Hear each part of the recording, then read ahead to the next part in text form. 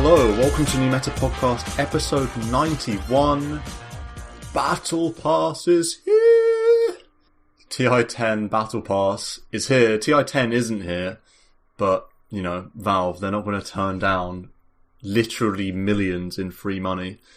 Battle Pass is around, lots to talk about. Joining me as always, Marco and Adam. Marco, welcome to the pods. Are you excited for this Battle Pass season? The voice lines are back. The projectiles are back. Ooh, wow, projectiles. Thumbs down to that. But the rest of Battle Pass, absolute hype. Very excited to talk about it. Yeah, excellent. I'm looking forward to hearing your opinions.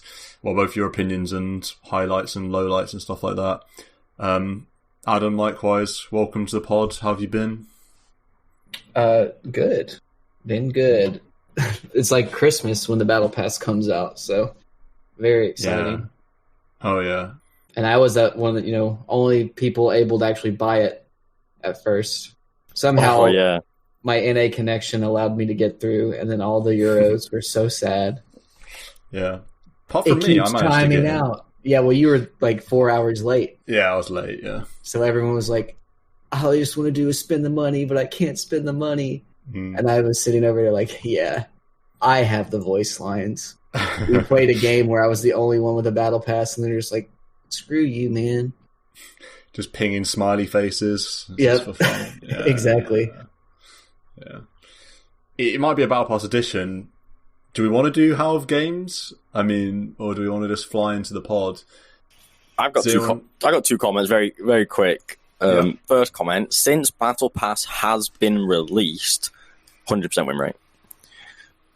This is spanning 5 games, so pretty solid, and that's 4 with the Battle Pass. Like Adam said, didn't have the Battle Pass for the first game because Valve just couldn't accept our money fast enough. And then second, I got a question for you. So I don't know if you've seen my match history, but you got 2 or 3 guesses to guess who I played a game with before and won. And the reason that you could guess this is that it's got a Battle Pass relation, so maybe think items, and then think about kind of one of New Meta's favourite memes in terms of player hero combo, and it's a hero I've not played in nearly 4 years. Is it Alchemist? No. There's not much memeing with Alchemist. This hero is the hero that you hadn't played. I was in that game, I think. Is it Pango? It's not Pango. No, he hasn't I played been this out on my for 4 own. years. I played it on my own today, so you weren't in it, Adam. Oh. Not Dusa, nearly 4 years.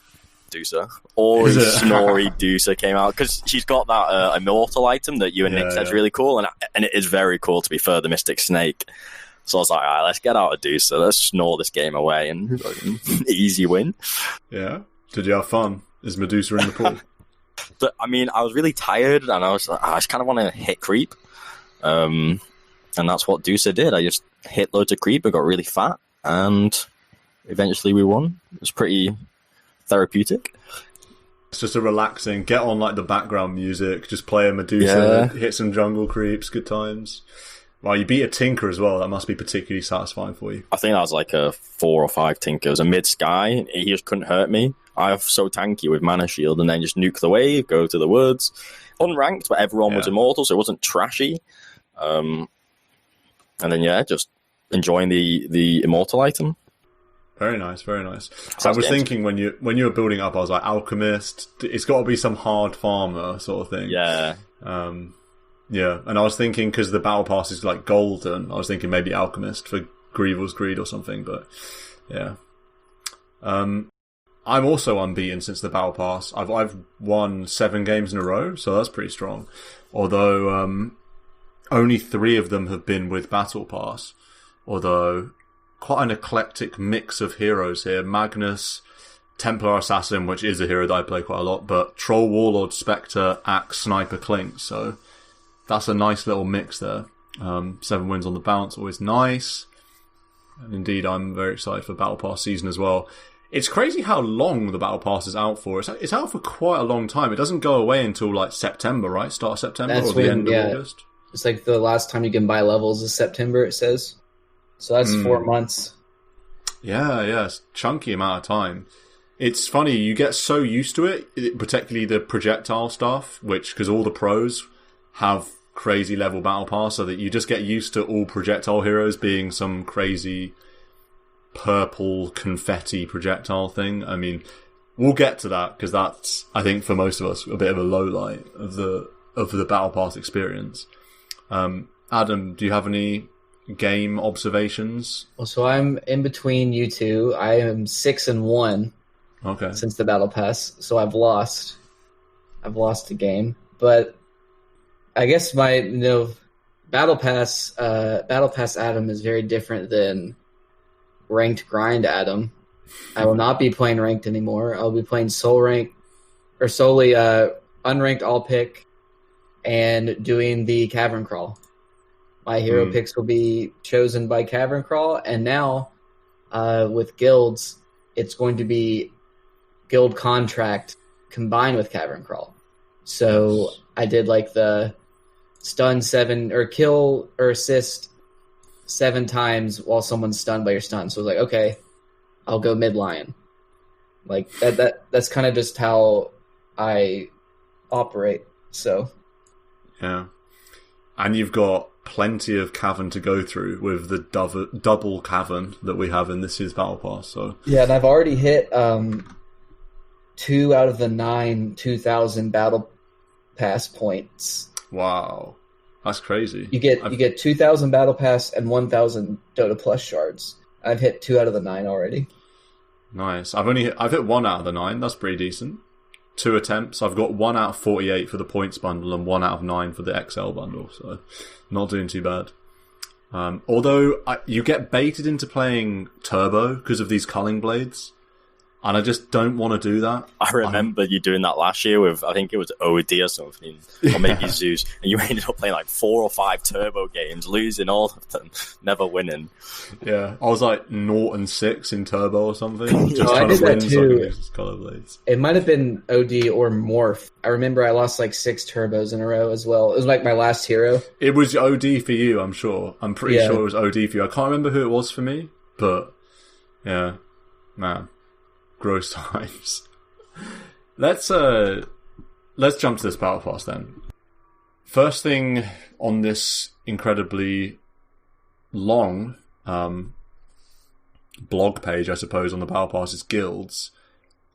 Before we get into our guild specifically, because we've sort of been doing a bit of thinking and about how we're gonna do the new meta podcast guilds, just in general, how do you feel about guilds? This thing that's been added. It's kind of... well, I guess I'll just start with my piece. It's good. I'm glad that it's in there. It's kind of interesting to be part of like a big group of like 50 people working towards challenges and stuff.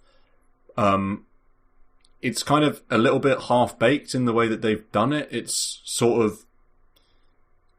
you could forget that you're part of a guild. The best parts about it for me are like putting down the banner and having the tag. It just looks kind of cool, like you're all part of a team or something, and you can pretend you're like a pro team. But in terms of what it actually gives you, like the challenges and the contracts and stuff, it's all right, but it's not like incredible. I kind of want guilds like leaderboards in some way and stuff like that, and I want like inter-guild little games and stuff, which hasn't been included, but what is in there is like kind of interesting. I don't know what your thoughts are on this guilds edition.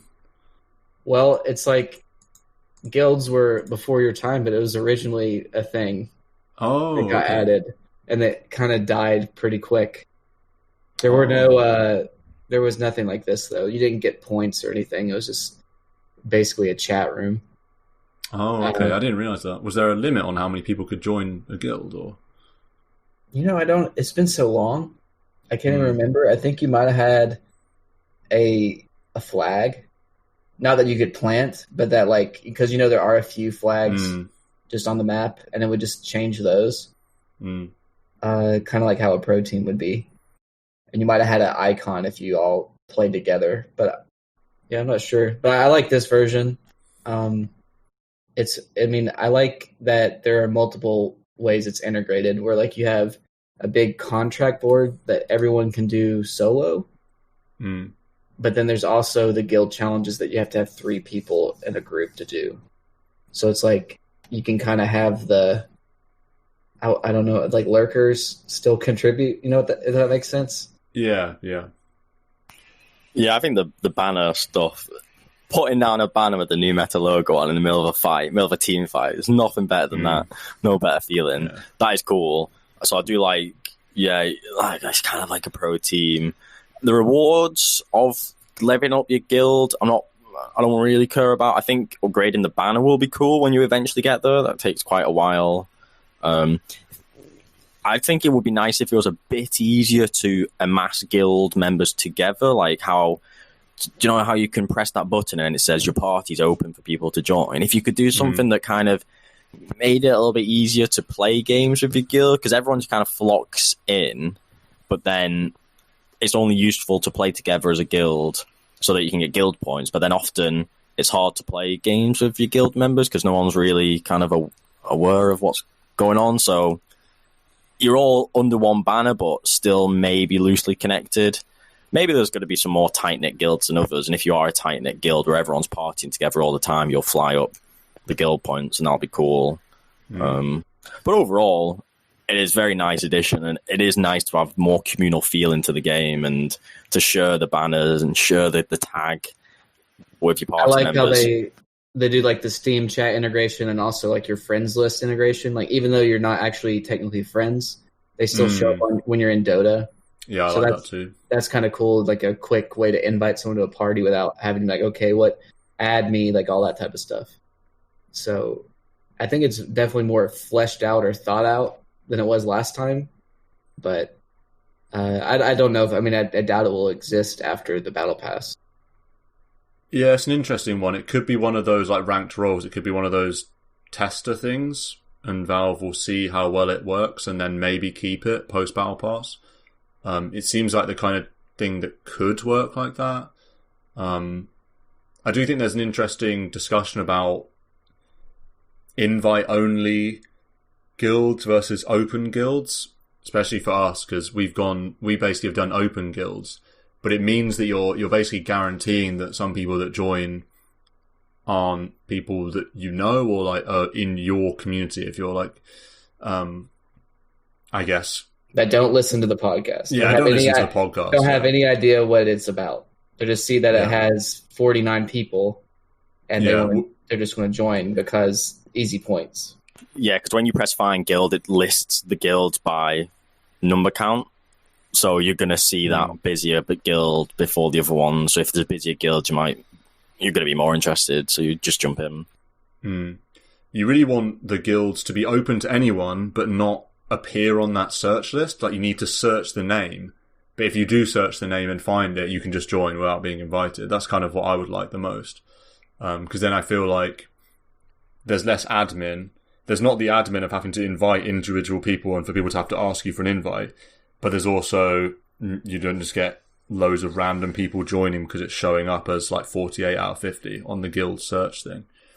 So it'd be interesting to see if you're just a random person with a battle pass and you create a guild, will it get to 50?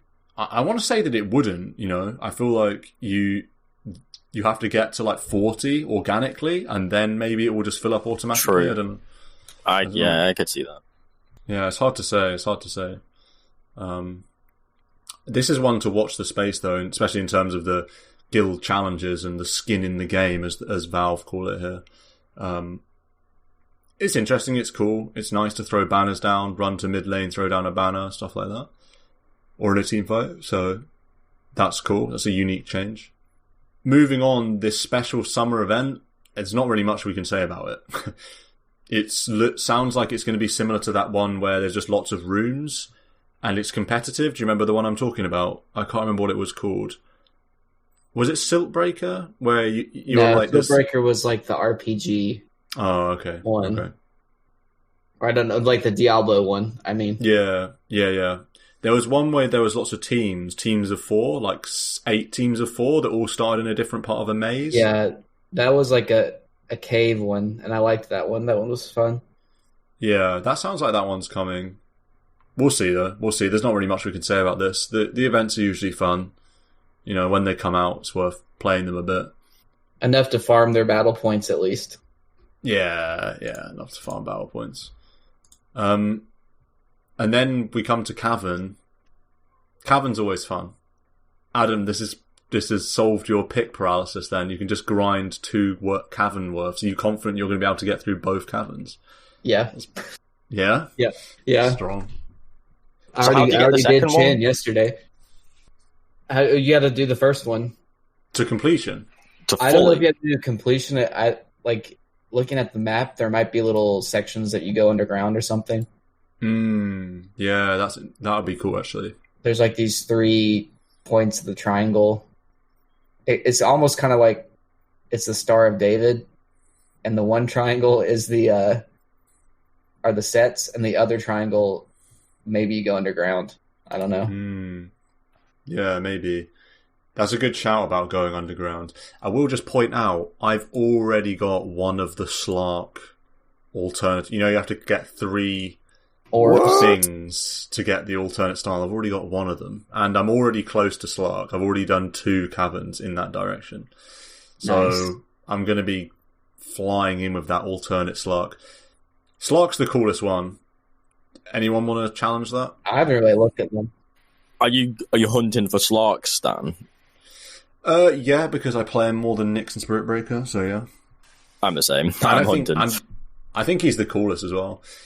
It looks cool, the Slark set.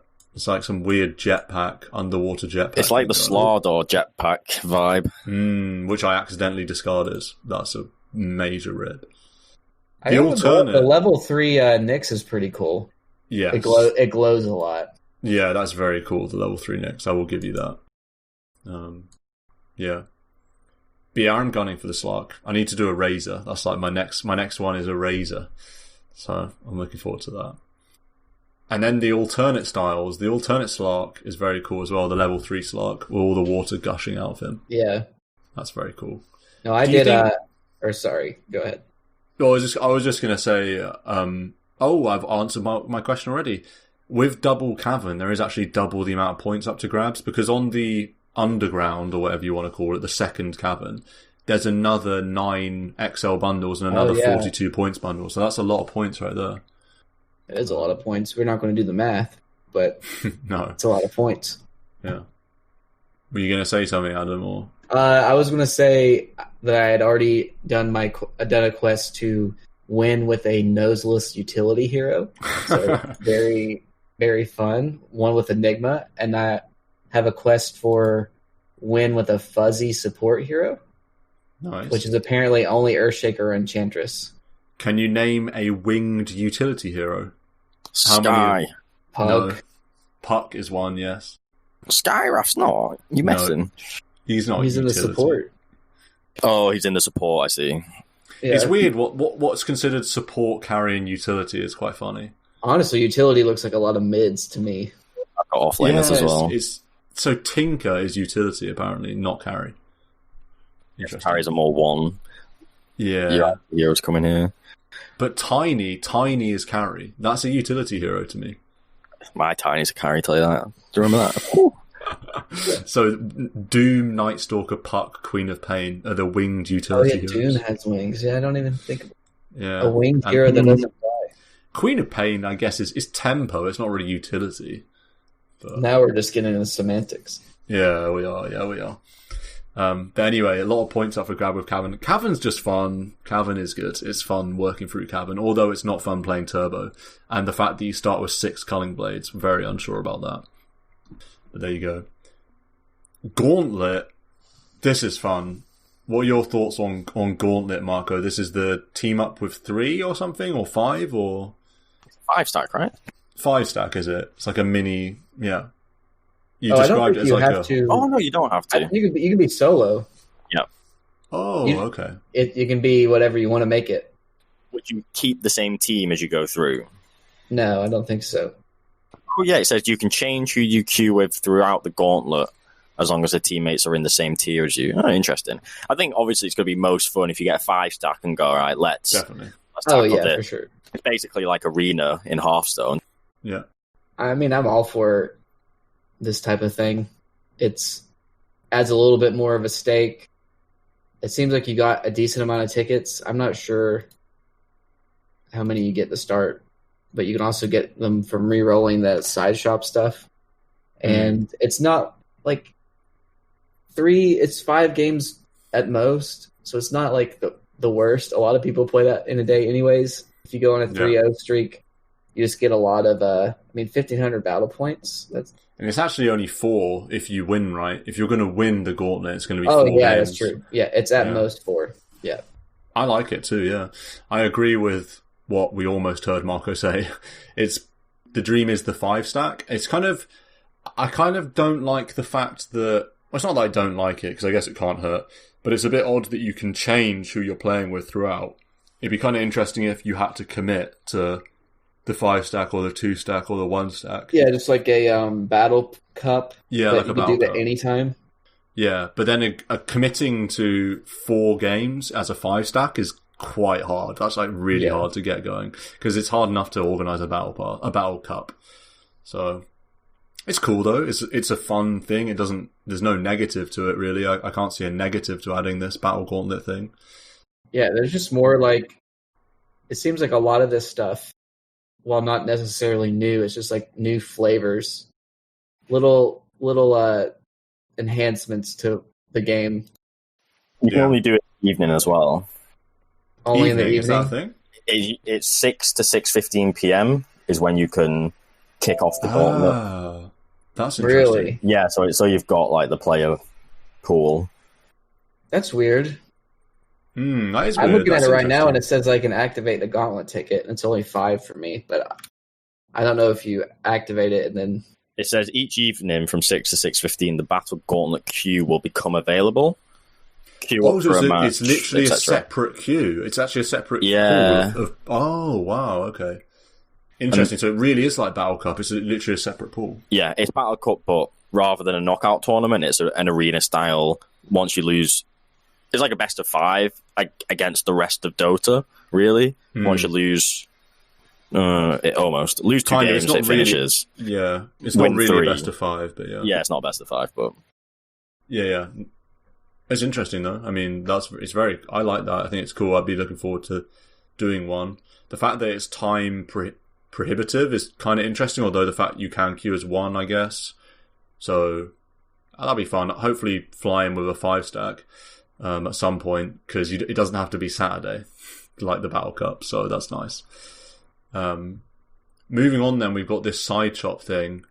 Does anyone know what's going on here? I don't really know what's going on. I've been playing around. It's quite addictive.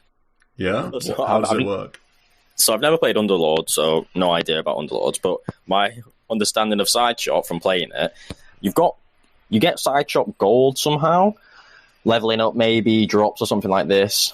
And then you also get it from like the gauntlet.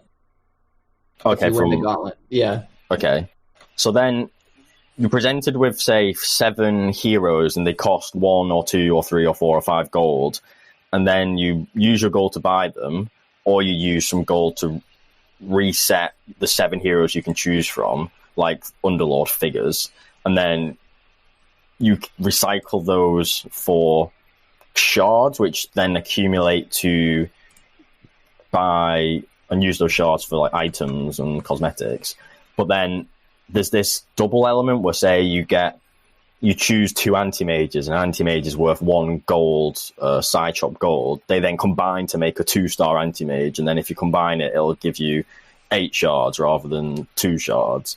So then there's this bit of, I don't know if you call it strategy or just random, mindless, luck-based refresh. Underlords, basically. Yeah, so I've never played Underlords ever, so I'm not sure how similar those ideas are. I imagine it's a very similar idea. They're very similar. But I was just there for 5 minutes, just smashing refresh to try and get this like Pit Lord hero to then make my Pit Lord double up to give me a bigger Pit Lord that I then sell for 16 shards rather than 8, and that seems it's like a mini game.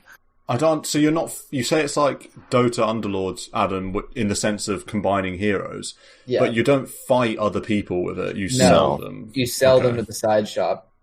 So it's like an investment. Why would you ever sell a hero before they're a 3-star version? So you have to use gold to recycle the 7 heroes you can choose to buy.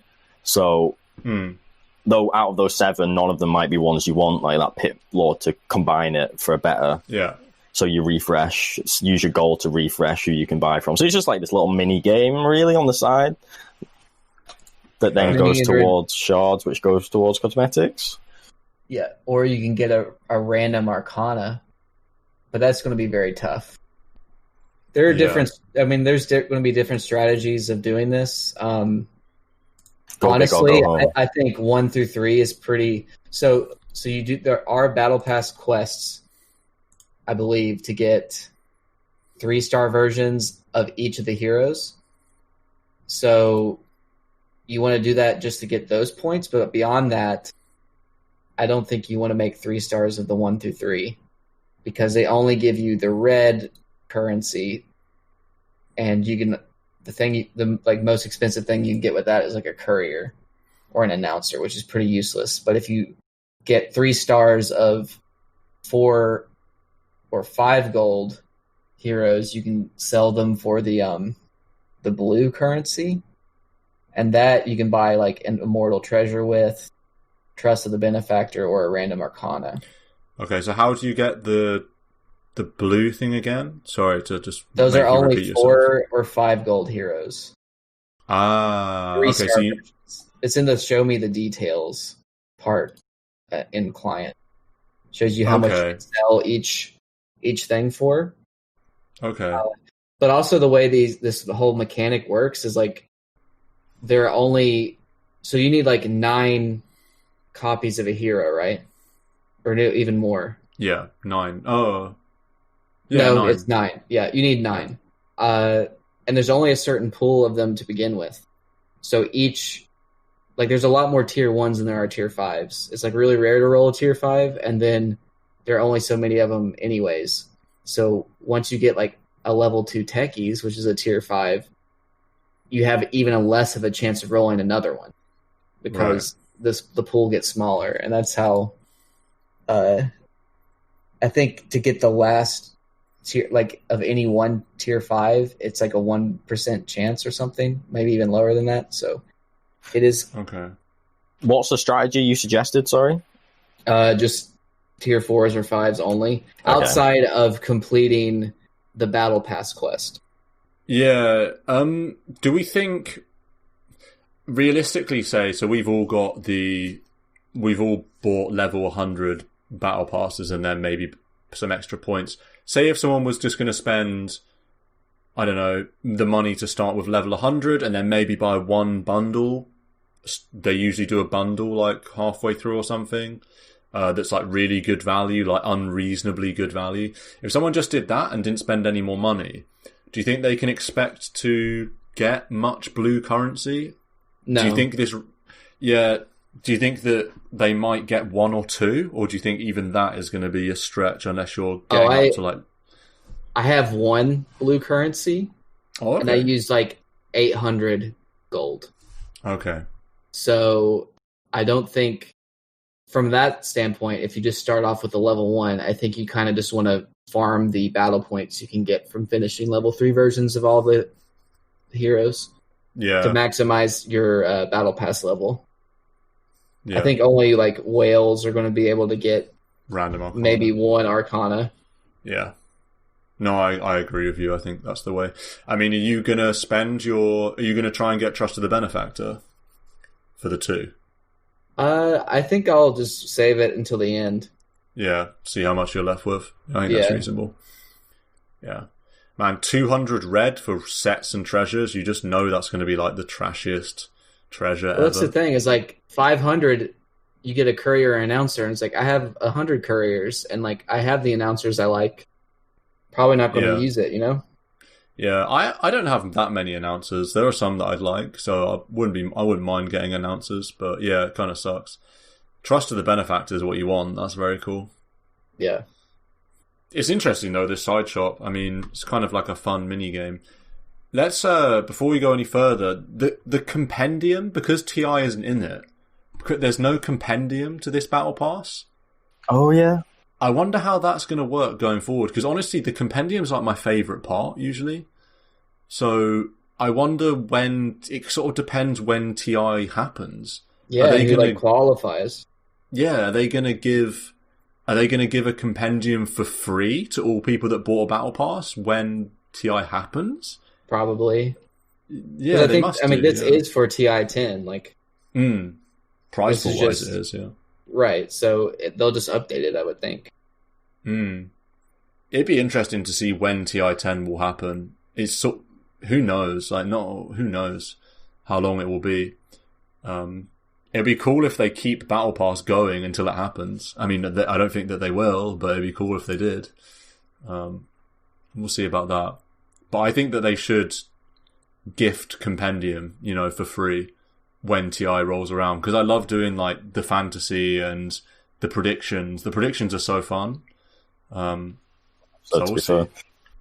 Moving beyond, we've got one of the, more memey things. I mean, let's see how we're doing for time, actually. We're doing okay. So we've got bounty killing. Put a bounty on someone's head. This is kind of funny. Do you have opinions on this? Is this pay to let your team throw? Is this guaranteed throw for your team? Just put a bounty on the enemy deucer or something? I don't really know how it works yet. Because it's your friend or your teammate that gets it is the one that actually gets the bounty, right? Not you. Yeah. Yeah, and I tried to throw it on somebody right before they died, kind of cheese it out that way. Yeah, and I don't know if it worked. Maybe you have to do it a little bit in advance. Yeah. It's an interesting one. It's kind of funny that you can just throw a bounty on someone. It's fun in pro games because it's a bit like tipping. Excuse me, I've seen in some pro games right at the start, 3 people just put a bounty on one of the enemy players or something. It's quite funny. It's kind of like a mass tip equivalent. But yeah. Who knows of this one? It's kind of like a funny one. And then beyond that, community match predictions. Is this the true insight? We've already had one insight into Archon pubs. Marco, what have we learned from our one insight into Archon pubs with this community prediction? Adam put it best that greed wins games. Get a Wraith King mid and a Spec safe lane, was it? And you'll win. And a Void off lane. It's so greedy. Lane. And then your supports are Lena and Phoenix. It's just 5 cores. Might as well. Yeah. And the enemy has a techies, kills. right? Enemy has techies, which makes the game go later, which means the 5-core lineup can't lose. Yeah. Just to really spell it out for the listeners, because it's quite funny. The lineups was, as we said, Spectre, Wraith King, Void, Lena, Phoenix. Greediest lineup ever. Versus Gyro, very tempo carry. Quap, very tempo mid. Tiny, super tempo offlane. Techies 4, it can be tempo, it can be played aggressively, but it won't be because it's techies and it's not Divine Plus. And then a Skywrath hard support, which is kind of a lane-winning hero, right? So I'm here thinking that, please, if there's any justice in this world, the Dire win this game with the Quap, Gyro, Tiny Cores, just Spectre, Void, Wraith King. How on earth can they farm in this game? I just don't understand. But lo and behold, the game goes 43 minutes. The Wraith King mid somehow beats Quap and has higher net worth at 10 minutes or something, craziness. And then, that's all she wrote. And what are you going to do? Spectre, Wraith King, Void cores. Who needs synergy in Chrono? Who needs anything? You just win because you have these tanky cores that are greedy. That's all she wrote. So I'm definitely super happy to see this in because I think it's really fun. It's insightful and it's fun. It is really fun. The new one's out. Well, even better, it's so we just did, that was a Archon game, and now we've gone down to Guardian. No, so if you go on the view match, am I getting bugged data? It says they're all ancients when I go on the match details, but I do remember it saying Archon. It definitely said Archon. Oh, what does it say? Yeah, you're right. Yeah, so it shows them with ancient badges. Maybe that's bugged because right. Because maybe Yeah. So this next one, anyway, that's a Guardian badge, it says? Yes. Mm-hmm. We could discuss who we vote for. I think it's pretty interesting. Yeah. What are the lineups then? Run us through. So we got Radiant with safe lane, Jug, Ogre, a mid PA, off-lane Void Spirit. Woo. Yeah. Mid PA with the off-lane Void Spirit and Omni Knight 4 against a Drow Treant Protector safe lane, Necro mid, and then Slardar Shadow Demon off lane. I'm jumping straight to the Dire. Surely they win every lane. Yeah. PA against Necro mid. That's Necro crushing. Necro has to crush. And then in the off lane, Slardar Shadow Demon. There has to be a lot of literal crushes. Just disrupt, crush, bash, bash. How does a Jug farm in that lane? How does an Ogre do pressure when he's just going to get gone on by Slardar Shadow Demon, right? Also, I voted for Radiant. Because what's your thinking here? Do you trust a Shadow Demon to cast their spells in any way to be reliable? Yeah, to synergize with. I just don't. They have see, 3 heroes that jump the Drow, and all the heroes do pretty well with Bloodlust. I mean, they have 2 heroes to jump the Drow. 2 jumpers, Void and PA. Well, and then you have Jug, just like jumps. Treant stands in front and just roots and controls, and Slardar's frontline and Necro's frontlining. I think the Drow is a lane as well. Off lane, you've got 2 melee off laners in Void Spirit and Omni Knight. The Treant slows, Drow slows. It should be good fun for Drow if Treant's slapping. For me, I just don't see how PA has a game. I can't see how PA has a game here. I guess that's the bit I can't get past. It's like, that's the best part. Is like, it's pretty much always going to be surprised. I feel like. Yeah. In all seriousness, though, do you just go Radiant every day because Radiant are just naturally advantaged instead of just debating yourself? Yeah. Do you just say that I have no idea how pubs are going to go, so I go with Radiant for the stats? That's a good strategy, probably long term. That's a good strategy. What, 56% Radiant win rate? Something like that, yeah. My heart says Dire with Marco, but my brain says Radiant with Adam. And I don't know which one to go with, so that's tough. I'm gonna go with my heart once again. I'm gonna go with Dire because I'm a Necro player and I can't vote for mid PA versus a Necro. I just can't. So I'm gonna go with Dire there. We'll see about that. Omni 4 just strikes me as really bad as well. I don't know what Omni 4 does this game. It just casts Repel, or not Repel, Heavenly Grace on like PA and Jug, but I mean, I guess, and it casts GA when Drow Ranger's hitting someone for free, but I don't know, it just seems kind of bad to me, so we'll see about that. It's kind of a weird team. But there you go. That's the community match predictions anyway. Match MVP is back. Oh, yeah. Not voted for. It's now a generic thing. Are we happy with that? I love that. Yeah, it's just like the algorithm says I'm superior. Does the algorithm say carry is superior? Nah. I have only seen cores win it so far. Yeah, but I have also seen a lot of supports get like honorable mention. So that's good. Okay. I think I got 1 MVP, and I don't remember what game it was, but it usually is the carry. Yeah, it's pretty cool getting MVP. It's a good feeling. I'm glad to see it back. Yeah, I like it. I've had it a few times. One thing I'd say is they need to add it to the user feed. It was always quite nice when it would say on your user feed, this person got MVP in this game. My user feed's blank. Yeah, no, I agree. It's cool. But yeah, the voting, I feel like the voting was fine.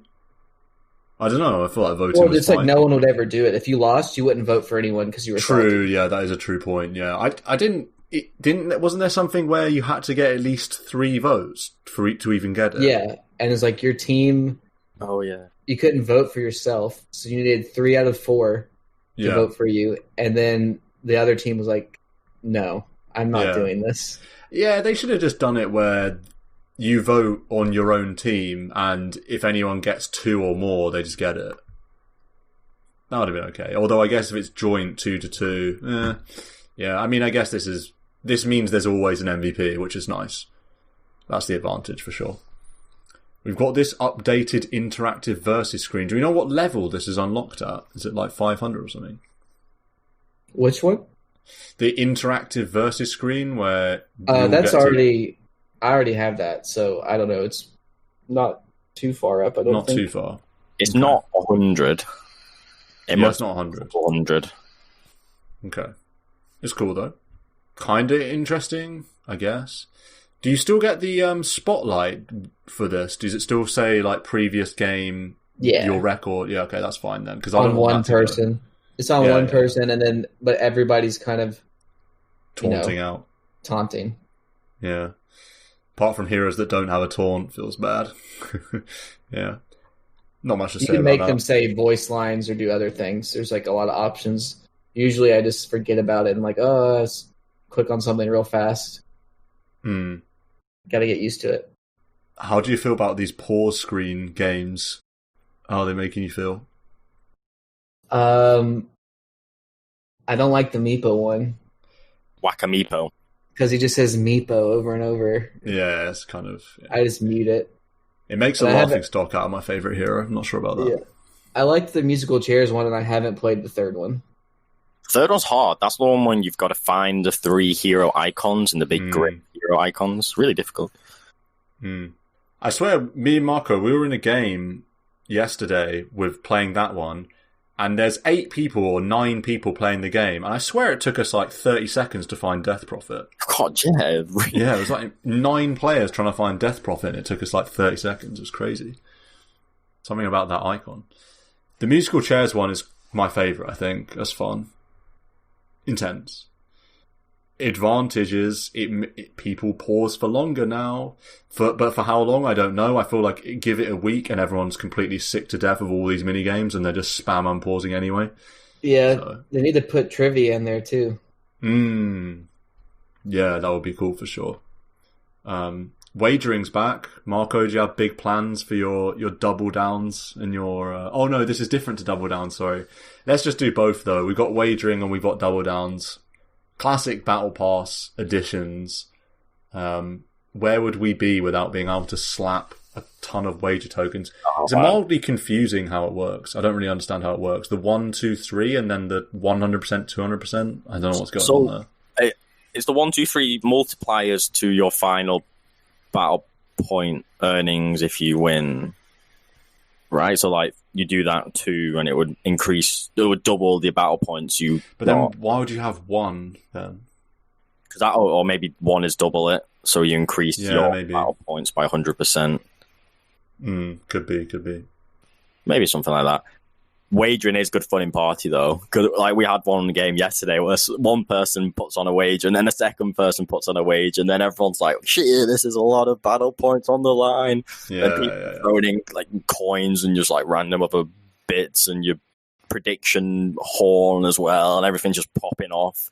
So everyone gets hyped and the games are really fun and exciting. Oh yeah, it's nothing better than destroying somebody when they've wagered a whole lot of stuff. I played against someone with a level 4,500 battle pass yesterday. Wow. You know, they like put a 500% wager on the game and it's like, nah, y'all aren't going to win. Yeah. Let's talk about these assistant features. These are kind of crazy. I haven't renewed my Dota Plus. I've been without it for about a month and a half, something like that. These features are kind of making me tempted a little bit. So you get to see healing and from what source. You get to see gold received exactly from what sources, XP received from what sources, bounty runes and outpost stats, sure. Outgoing damage. Yeah, physical. And the pull and stack, which is just makes the game a bit easier. Adam, you've got Dota Plus. It's pretty cool. I mean, these are some nice changes. Very useful for sure. Are you planning to utilize these statistics? I haven't looked at them yet, really. I do like the pull stack difference thing, and it's got the directions to pull them to. So I do like that, because now there's no excuse for someone to do it, right? Because it's just spelled out for you. Some people might be like, what is it that people always say when they make the game easier? Like some skill cap thing or something. Yeah, my skill cap. That's what it is, they say. But I like it. I guess this kind of goes along with it. I do like all the post-game things. I don't think we've talked about that yet, but I kind of consider these to go hand in hand. They added like how many bounty rooms in post-game someone picks up, how much healing, and then they break down the healing by like items and spells. And gold received. Yeah, how you received your gold and how you received your XP. Really insightful statistics. Yeah, I consider those to be kind of the same, like in-game and out-of-game statistics. And all of that is really good. I mean, it's not, maybe like a support will see, I die to 100% physical damage every time, and they'll be like, I'll buy a Ghost Scepter or a Glimmer Cake. And it's like, if that just saves one person's life, it was worth it. Yeah.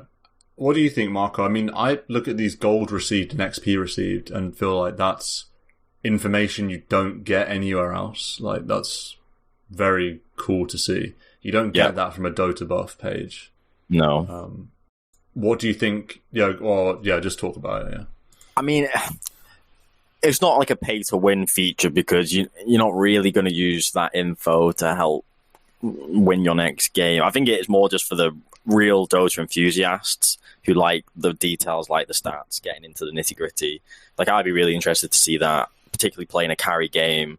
Okay, how much XP do I actually get from the jungle overall versus the creeps and the gold? Same thing there.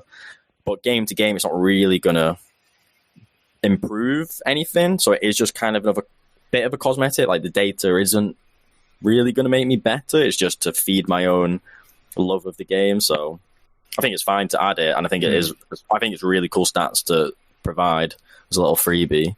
Yeah, I do think people, certainly me and other players, will be surprised with some of the things. Like, for example, I think the amount of gold you get from buildings will be surprisingly high. I don't think players realise, and I'm guilty of this myself, how much gold your whole team gets from taking down buildings. So when you're playing carries and cores where you feel like, I just want to mince through the jungle a bit, actually linking up with your team to take down buildings, not only for the map control, but also like for this gold influx, that could be a big point of interest. And then also like where you get gold between heroes and creeps, that dynamic is interesting as well. You can't see it in real time, so it's not quite pay to win. I think that would push it maybe a little bit over the edge. Like, if you could see this all in real time, like the amount of gold you're literally getting at the moment in the last minute from passive heroes and creeps, kind of obvious, I suppose. You know what you've done in the last minute, so maybe I have no idea what I'm talking about. Returning features, rank double down, what we've already talked about. Collector's Cache voting. This is one of my favourite things, because you get to see all of the wacky, ridiculous sets that people have put in, and they are stupid, because we got some of the ones like Bird Necro, and the like mechanical brood mother and all of that weird stuff that we got. Chin on an ape. Yeah. Yeah. Oh, that was some good stuff. And then the high five, in-game tipping, Arcana vote, trivia, recycling immortals, chat lines. Do we have anything to say on any of that? So returning stuff. Any chat line? So for whatever reason this year, I feel like there's not been too many like super epic English language chat lines throughout the year. I agree. So it's like the ones that have been added, they're nice. But I don't feel like I'll be spamming them this year. I like the like a lot of the, I don't know if you would call them onomatopoeias or just like the sounds. So like moo and like the orchestra hit or the like whoop whoop whoop whoop whoop, like that type of stuff has been spammed, and they already have the thing where if everyone spams it in a row, it gets higher pitch and longer, which is pretty fun. And I also like the Chinese ones. I don't have any idea what they say, but I just like spamming them. I just like the way they sound. So that's what I'll probably end up doing. Do you have any ones that you like, Mark, or any thoughts on the chat wheels? They're quite fun. I was scrolling through them, and I can't even notice any new ones. They all just seem like previous Battle Pass chat lines. This is the non-sounds one. This is the commentary ones. I mean, the English ones all seem to be the same as before. The new ones, they're new ones up to 655, and then they're old ones. See you later, nerds. Is that new? See you later, nerds is new. That one's pretty good. Yeah, I really like the coming through with the, and then it just cuts off. I quite like that one, although it is lyrical, so you know. But what? No, I like flame. I like lyrical. I used to flame them, but I like lyrical now. I mean, they're always fun. The thing is that pros are going to have a level 1,245. No, they're going to have all of them. So you're going to see like Lakad Matatang spammed again by like OG and other teams. Is that in there? Yeah. Lakad Matatang's in there, yeah. Okay. 1.2 thousand. Yeah, you got to pay some money. Different teams spam different ones. Like I do like that. Yeah. OG spam Lakad Matatang a lot. Mommy, I got me, immortality. Like Secret spam that one loads. Or at least like Zion Yapsor do the immortality one a lot. I don't know. Teams will have to forge their identity through chat lines. I don't know if it's in there, but I really hope Nichibuchi is. They're all in there. There's none that have been taken out. Oh, perfect. Yeah, that was my favorite. Like, I loved that one, and then that one, other one, it was like Chibakobe, yo. Yeah. Remember that? Oh, one of the ones that I hate the most that's in there again is the like, that laugh is like awful. Yeah. My goodness. Yeah. That's 1,200 though, so I hopefully won't be hearing that one too much. And then a lot of cosmetics. Let's not do them in any particular order. We've got a bunch of arcanas, personas, immortal treasures. Marco, which is the most exciting, or like which do you think is the coolest out of like all of the new costumes that we get to enjoy? For me, that's definitely the anti-mage. Female anti-mage, Omega Pog. Everyone was just losing. I mean, everyone was losing it at the fact that there's a co-op Windrunner anti-mage female arcanas, because they're going to look sick. But for anti-mage specifically, I am thinking maybe I have to fork out the wallet to get up to that. 305. It's not that bad, actually. Like, there's 5 Arcana / Personas, and the Anti-Mage is the second one, so it's not too bad. There's a whole nother podcast to be done about purely the business side of where you place all of this stuff level-wise, because make no mistake, it's like a really... What level you put these treasures on will make hundreds of thousands of pounds of profit difference for Valve. Because if they put them all at like 800, 700 to 800, people wouldn't bother getting up there, but it's so smart how they do it. Like, they put the terrain at 160, and then it's like, just another 100 and you get Pudge, and then another 50 you get AM, another 50 you get Wraith. It's like... Bait along. Yeah. You could pay a lot of money, like Valve could pay a lot of money to some smart people to work out like the strategy of where you place them. Also, though, an interesting post I saw on Reddit was that someone said, in 2018 or 16 Ti, I think it was 18, and he said, this is what $250 got you, and it was something like the Lion Green Finger of Death Arcana and nothing else, whereas $250 in this gets you 5 Persona / Arcanas, something like that. So it does seem like better value just from that one anecdote. Because, I mean, that's a lot of goodies being thrown out at okay level. Like 5. Yeah, it just depends on how grindable it is. Yeah. You know, it's like just how far can the typical player get without money. I don't think a typical player should necessarily be able to grind up to level 575 and get the Wind Ranger one. I doubt that's possible. Right? I don't think it's possible, and I don't think they really should, because it's part of like the whole thing is to spend money to up the battle pass. But I think you should be able to get level 250. I don't think you can. So from my own experience, if you do the whole cavern crawl and the maybe if you do both cavern crawls. In my own experience, from previous battle passes where I've gone to level 1 and not put any money in at all, you can't get the terrain, which is 160. So I've always had to put in money to get the terrain, which I've always done because I really like the terrain, which is something we'll maybe visit again. Interesting. So I usually, in the past, I've bought a level 1, and then I bought one bundle. You know, you get the big level and immortal treasure bundle in the middle. I've done that, and that's been enough if I do loads of grinding to get me to the terrain, which is usually 150, but in this one it's 160. Having said that, actually, because of the compendium, you actually get a ton of levels. That's an interesting point, actually. You're not going to be able to get the compendium levels this time. That's going to shave off at least 20 levels, I would say. Oh, that is interesting, but I always kind of felt like it'd be tied in together. I hope so. Like retroactive, but maybe that is kind of wishful thinking that it would be like that. Because that is where a lot of people get points, is with all the achievements related to the event itself. Like all the predictions, and then if the prize pool gets to... I mean, that one's still in there. If it gets to 40 million, everybody gets 20 levels combined. Yeah. And it's a free 10 levels if you do the fantasy. It's like guaranteed. Exactly, yeah. So, yeah, maybe I would hope. That's tough. I'm interested to see how this will affect. Yeah. I mean, maybe they'll make another little mini one. We'll see. Yeah, we'll see. I found it interesting. The Windrunner Arcana was the last one. It must be pretty epic.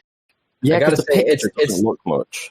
Exactly. It's like it's like leaving the most to the imagination. So it's like, it must be pretty cool. So her legs are wind. Like half her legs now look like they're meant to be the wind drafts. Yeah. So she could be. It's also, like, go on. Well, so she's also like the most weeb out of all the 5. So if they put the weeb one at the end, all the weebs will spend all the money to get to it. Might be the strategy as well. Yeah. Like maybe she speaks only in Japanese voice lines, and that's what everybody's like. Oh, I have to, my waifu.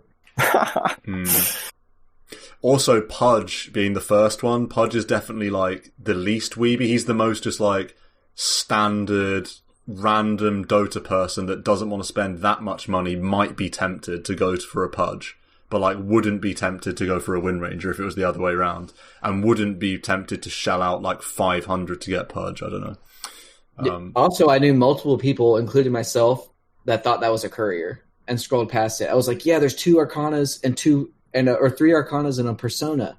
That's so epic. And it was like, then people were talking about the second Persona. I'm like, what are you guys talking about? Like the Pudge, like that courier? It's like, there's already a Pudgeling courier. Why did they do this? And then looking at it like, oh, it's he's a toy butcher. Okay.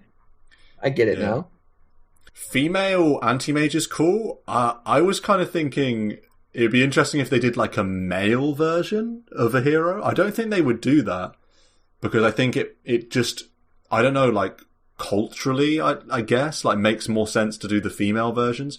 But like if they did like a male version of Queen of Pain or Wind Ranger, that would have been kind of interesting to see where they go. I was kind of thinking of a male Legion commander or something. Yeah, they could do something like that. Yeah.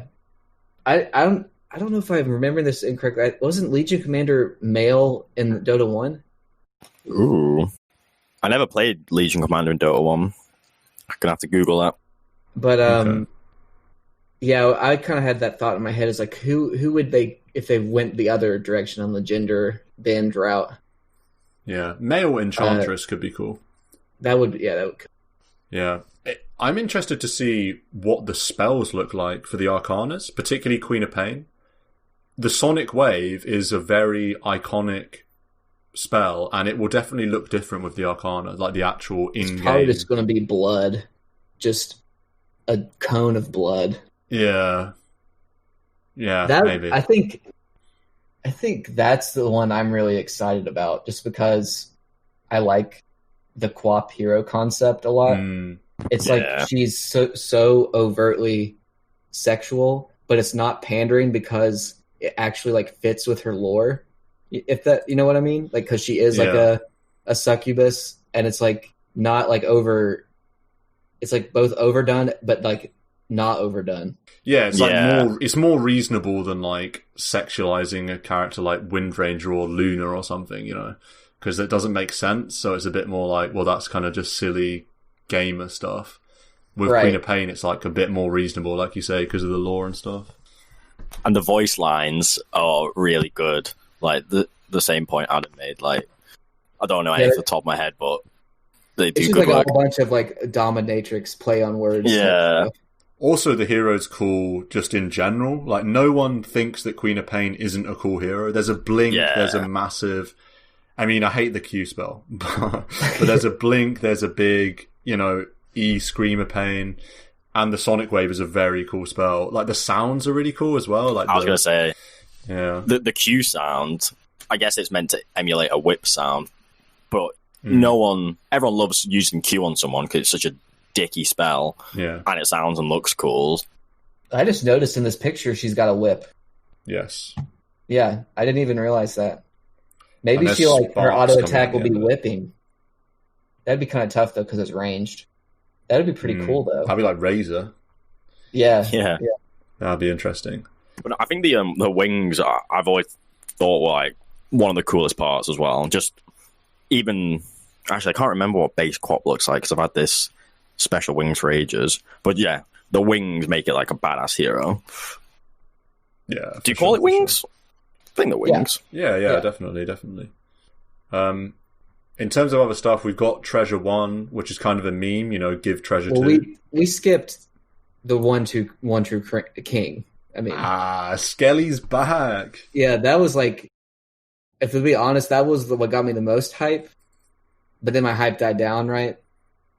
And if I wanted to choose the QWOP one as my favorite, but like the hype was not my highest on Skeleton because that's the hero. Like, that's what he originally was. And Wraith King was like a cool concept to fix the problems. I don't know if the problems were, you know, Chinese related or if they were Blizzard Activision IP related. And I think it was Blizzard Activision IP. But I don't know how they were able to get it back. Yeah, it's an interesting one.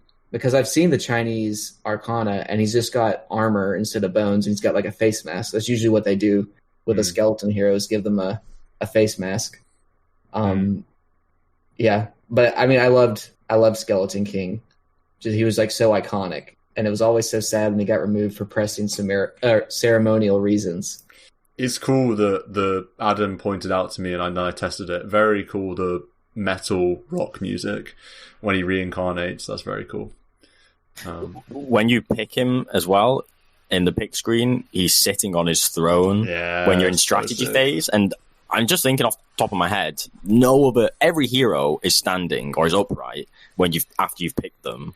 But with this Arcana, he's sat in a big throne. Looks really cool. And even in game, it's nice effects. Is epic. Yeah, the crit in particular.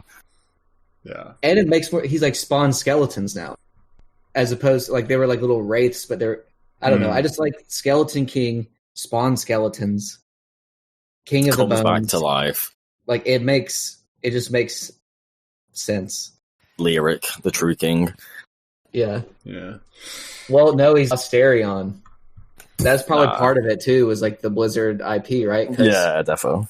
I mean, he must have been like the Lich King model or something. I didn't play Warcraft 3, but he must have been some really famous model. Well, he was, Lyric. I imagine that's going to be a known character in the Warcraft world, because you used to refer to Wraith King as either WK or Leo. Oh, okay. Yeah. And see, it's like, I don't think Blizzard really, it's not like they cared about every hero. It was only the ones that were like pretty iconic. Yeah. So that's why Windrunner became Windranger, because it was like Windrunner was like the surname of like a whole family, like Illyria, Windrunner, and I can't think of the other one. I mean, you've got people like Sylvanas Windrunner. Like those were the two. People like screaming into their podcast right now, in their, Sylvanas. But they were like, I'm not very high on my Blizzard lore, but like the Windrunners were like a huge deal. So I get that makes sense why once you split off, like you can't name your hero that because it's too closely connected to the IP. Yeah. Let's dust off this Treasure 1 then. I mean, do we have any highlights? We mentioned Deucer. I would say Deucer's probably the best one out of the non-rare. Would we agree with that? It's a pretty cool. Out of the non-rare, I would say yes. I like the Coddle one as well. Yeah, the Coddle one is cool, yeah. I hate the Warlock one. It looks so dumb. The effect is cool, but like the item itself is pretty meh. Yeah. Big like forehead. It must have been on the top of Warlock's head. Yeah. The Tinker's pretty cool, actually, to be fair. Like, if you're a Tinker player, you're going to be like, that's a cool one. Oh, I'm sad, man. I am sad to see. There are certain heroes, Arc Warden Arcana, Brood Arcana, you just don't want to see them in fucking Treasure 1. Druid. I am not happy to see a Tinker Arcana. I cannot be bothered with this hero. Yeah. That's the day Marco quits, is when the actual Arcana or the Persona comes out. Yeah. It actually is I think the Tinker one is maybe the best in the non-rares. Yeah, it's a very big red badass laser, which very cool. You definitely see that casted the most because of rearm. Oh my god, yeah. And the refraction when you get agged and it refracts against like 3 different heroes. That's cool. Marco, you've defied the laws of Gaben and you've managed to get yourself a rare puck. I'm very jealous. That's very cool. Indeed. Yeah, you 1 in 33'd that. Wow, that's pretty sick. Didn't realize it was that good, chance-wise. Yeah, it's a very cool one, the puck one. I like it. I prefer it to the golden Night Stalker Lifestealer. I'm not a fan of the golden ones. They kind of just feel boring to me. I think the puck one is the best out of the entire Treasure one. Yeah. No, I could see that. I do think the Pudge is cool. The ultra rare Pudge is cool. But I like that that's tied in with Arcana. I do like how they kind of do that. Because it can color swap with if you have the green version of the Pudge. There's so many hooks, though, that I'm just sort of feel like I've seen it all with Pudge Hook. True. Yeah. Well, there's other Immortals of Pudge Hooks. Yeah. So it's just like they're kind of running... I mean, they're revisiting old items before like even Chin as an Immortal. Yeah. For some heroes. And now, like Lifestealer, I think can entirely be golden, almost. He could already be golden. He's already got a golden mask, I swear. Like, I've got I think he has 2. With double. Yeah. I thought he had 2, so now he could have 3 golds. Like, he could almost be... Like, every spell is golden. Yes, he's got a back, and he's got an arms, and now he's got a head. So, yeah. Yeah. So, okay. That's going to be wild. Golden Infest, Golden Rage, Golden Feast. Or Golden Open Wounds, and then, like, there's nothing else for him to do. I guess he's just finished. He's done. Yeah. The particle effect of it, when you come out of Infest, the range is honestly like twice as much as I thought. I didn't realize it was that crazy. Or I feel like I've missed kills on Lifestealer now by not infesting to get the last bit of damage. The AoE is crazy high. I agree. Really, really high. It's like Shivers. I would say it's almost 3 times bigger than what I thought. It's like, damn, look at that circle. I know, it's like Shivers. It's instant. It's crazy. Beyond Treasure 1, I mean, Treasure 2 and 3, that's what everyone looks forward to, I think. It's like the best releases. Obviously, there are like Personas and stuff coming, but... and then this Sanctums of the Divine. Honestly, the terrains are usually one of my favourite things. I'm like a huge fan of the terrains. So I'm definitely going to be getting my... I mean, I'm already at level 103 or something. I'll definitely be getting to 160 without even having to buy anything more. I definitely will get the bundle, though. I really like this one. I think it's really classy. Yeah? Yeah. I know you really liked the underwater one. That one was a little too much for me. Yeah, I've been playing on the new one, and I like it. The only thing is, I'm concerned about like FPS. If it drops my FPS too much, I'm gonna have to go back to the standard map. But I really like the new one, and it ties in really well with the living towers. Okay. Yeah, I feel like most people feel that they got a happy medium with this one. That it's not so crazy. Like the Reef's Edge, there were some problems with it, I remember. Like you couldn't see broodmother webs and like weird stuff like that. Oh yeah. And also like it was just a bit crazy having an empty river and other things like that. And it wasn't just like a boring spring terrain either. It's a bit more to it. So I feel like for most people they've done well with this new terrain. I'll be excited to use it. On the themes point of the Battle Pass, so the theme this year is golden, colour-wise, right? I think that's very cool and classy. Yeah, it's like bounty runes. That's what it is then. It's bounty runes, because there's meant to be a bit of a trend / theme or reflection of the colour to something, right? Yeah. Well, do you remember what last year's was? Was it purple or green? Yeah, I can't remember. It was purple. It was right? Purple. Yeah. So that's like arcane rune vibe. This year it's Invis, right?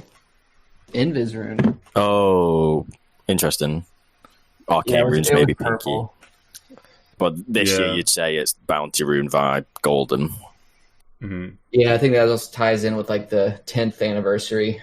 Yeah, true, bit special. I really like the gold vibe. It's hard not to like it.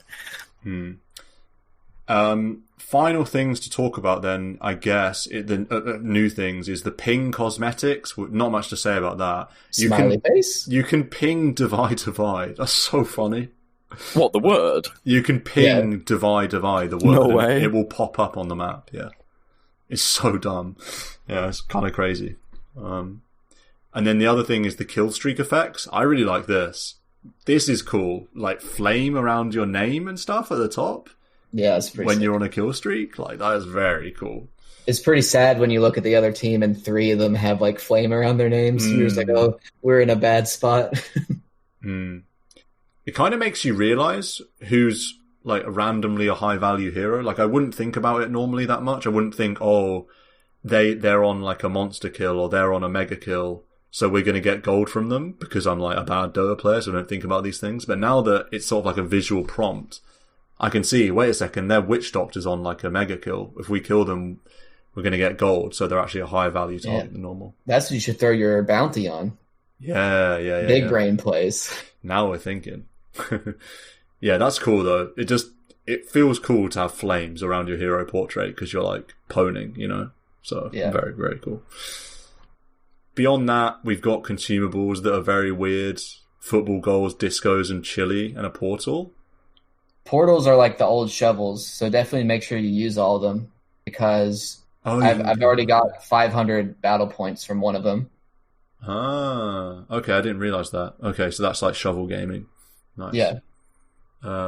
And then we've got the sprays, we've got the taunts. Do we have a favourite taunt out of the new ones? I don't know how good your guys' memories are, but there are some fun ones in there. TA's got a good clap. I'll be using a lot of the Enchantress one.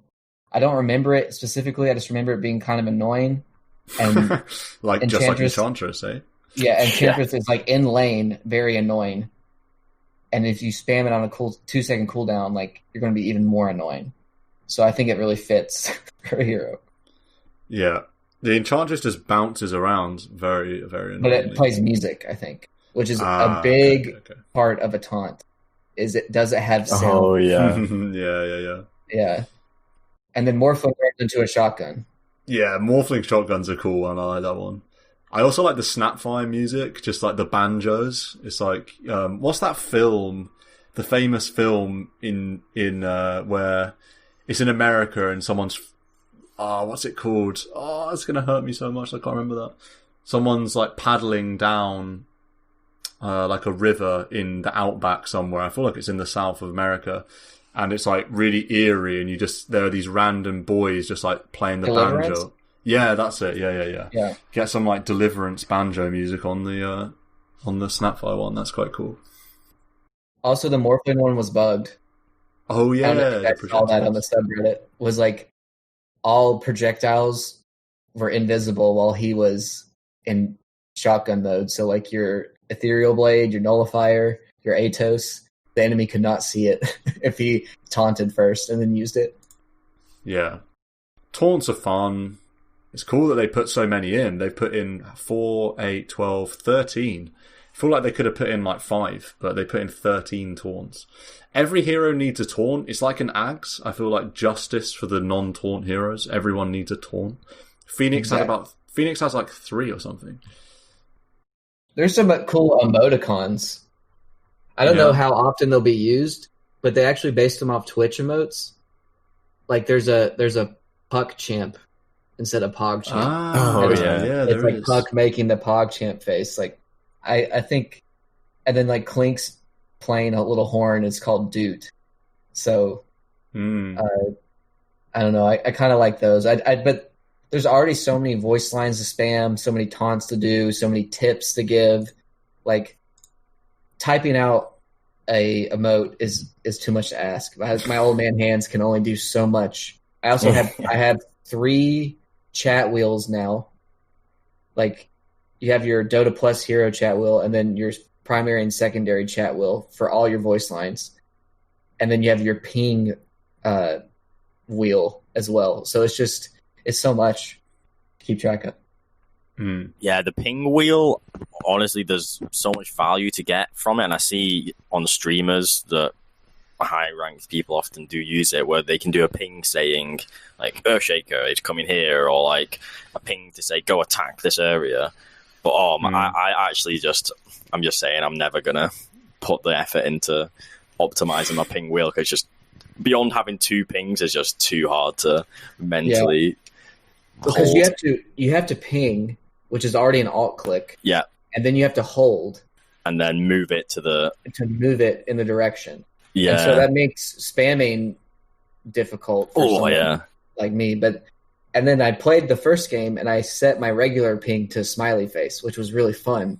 But then that really doesn't like actually relay any information to anybody. It's just kind of there. I do have distinctions between my pings, though. I don't know about you, but if I use Control-Alt and it's the higher pitched cross ping, to me that's a defensive ping, being like careful, or retreat. Yeah. Whereas the Alt click, which is more of a classic ping, would be more go to this area. Yeah. Ah, interesting. So Smiley, used one ping.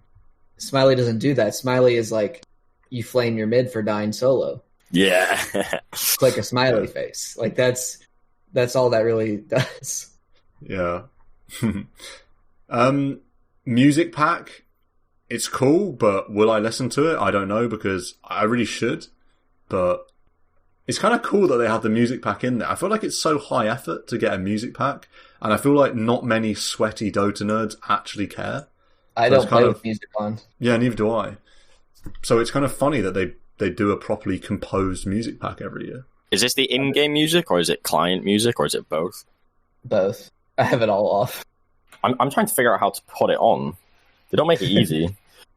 You just have to turn music Apparently, this composer, British composer, and he did Ori and the Blind Forest, which I bet has good music.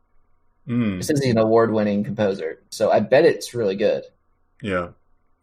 The original music's just so good, though, for Dota. I don't know if you'll ever peak the original. I love the original music. Well, that's when they actually do release the announcer pack, that'll be pretty sick. Like the TI announcer pack. Yeah. So I'll probably, I don't know, I remember the guy's name, but he does like Earthshaker's voice. Yeah. So I bet that'd be a pretty epic announcer pack. Oh, no doubt. Yes. The announcer is the guy who does the Team Secret. Yeah. Yeah. Game 1. That guy, yeah. That would be so cool. And I like how that's very accessible. That's only level 75, I think. That would be badass in game. Yeah. Especially with like mega kills and stuff, like double kill. Like something like that. That would be cool. Because he, at the, what's it called? The arena, does he speak those double kills and stuff? Did that happen last TI? Or he does the just the intro. Like, the team intros, but then he also does the beginning of the first part of the event. I don't know, with the opening ceremony. You know what I mean? Like that's where he's announcing everything. Yeah. Yeah. Either way, that's going to be hype. So that's not out yet, right? No, that's not out yet. I think the only big thing that's out is the Wraith King Arcana. Yeah. And then the Living Towers and the map. I love the fact that everyone like cries about, well, not cries, but everyone's like, release Battle Pass, release Battle Pass, release Battle Pass, going crazy. And like the Valve solution is release Battle Pass, but with like nothing in it to start with. Like, all of the stuff is coming soon. So funny. That part of that is like the economic. Yeah. Like, you have to do it like that because every time something new gets added that was announced before, a spike in sales. Yeah. Yeah. And like we've been through this game long enough to where it's like you said, you buy the first part of the battle pass and you buy whatever levels you're comfortable with and you don't buy anything again until they do the next treasure thing. Like the next, not treasure 2, but like there'll be some pack that is, you get bonus levels, and then there'll be the midsummer sale technically where you get a really good deal, and that's where you buy new things or buy more if you want more. Like eventually I will get to level 1000, but it's not going to be like a race to it. Yeah. It's like you got to buy it at the right points.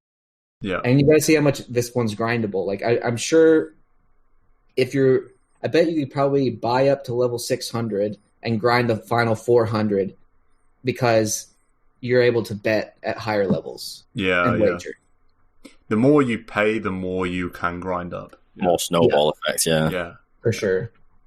Yeah. There are some nice big bonuses, like level 675, you get all of the legacy caster packs. That's insane. You're going to have to do some serious chat wheel editing because you're getting all of the old English, Chinese, and Russian announcers from all the previous battle passes. That's so much chat wheel stuff right there. So yeah. Anything else to talk about here? Anything we've missed? I think that's everything. Oh, only the special ranged attack. Maybe this is this week's Flame Corner. Why is this? Why is there a ranged special attack? It makes pro games, because all the pros have it. Because pros are going to have level 2000. I just can't be bothered with 4 months of this ridiculously cluttered, sparkly, golden ranged attack thing. It's so annoying. Make it stop. It's that it homogenizes all the range heroes. Yeah. I like that they all have different color or different attacks, arrows or magic or energy or whatever they end up using. And it's just like now everyone has this giant gold laser beam almost. Yeah. We're all in agreement there. But yeah, I guess with that's the Battle Pass for this year. Join us again in a year's time for the TI11 Battle Pass review. We'll be back next week, resuming normal service. Maybe an extra 1 minute guild update now that Marco's gone and formed his own rival guild. We'll have to see about that. But yeah, until next time, have a final whistle and see you soon. Whoop.